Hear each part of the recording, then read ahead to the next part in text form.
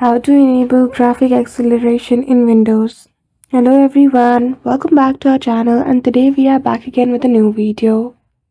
So without any delay, let's get into it. For that, firstly open Settings.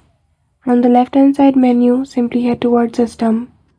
So to open Settings, you can also use the shortcut key Window plus I.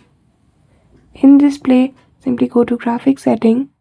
At the top, simply toggle on the feature of Graphics Setting and reduce the latency and improve performance.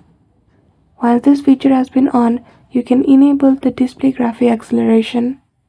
To turn this feature off, simply toggle off the feature. And that's it. Just like that, you will be able to enable or disable display the graphic acceleration. So I hope you found this video helpful.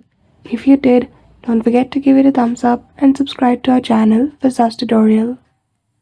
Thank you for watching till the end.